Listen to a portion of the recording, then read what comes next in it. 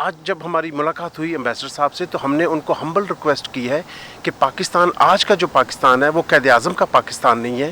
ہم قائد اعظم کا پاکستان چاہتے ہیں کہ جنہوں نے سب کو اتنی ہی آزادی دی, جو میجورٹی کا انہوں نے فرق نہیں رکھا, انہوں نے سب کو عزت دی اور سب کے لیے انہوں نے دروازے کھول کے رکھے. اور ہم آج بھی یہی ریکویسٹ کرتے ہیں کہ آج بھی پاکستان جو ہے وہ قائد اعظم کا پاکستان ہونا چاہیے.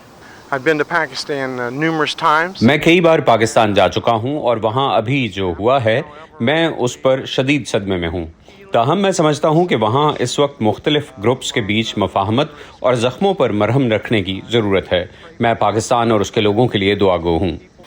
میں سمجھتی ہوں کہ ایز اے پاکستانی مسلم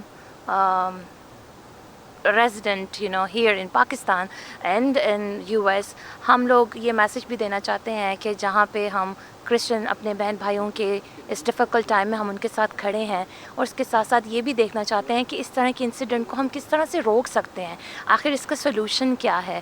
اور میں پاکستان گورنمنٹ, اور ایسا پہلی بار ہوا ہے کہ اہل حدیث گروپ آگے بڑھے ہیں اور انہوں نے چرچز کے جو پاسٹرز تھے ان کو یہ آفر کیا کہ آپ ہماری مساجد میں آ کے اپنی پریکٹس کریں اپنے ریلیجن کو. اور میں سمجھتی ہوں کہ ہم جیسے لوگ اور اس طرح کے لوگ جب آگے بڑھیں گے اور آواز اٹھائیں گے تو میں سمجھتی ہوں کہ اس طرح کے جو سانحہ جو پیش آیا ہے آئندہ سے نہیں ہوئے گا.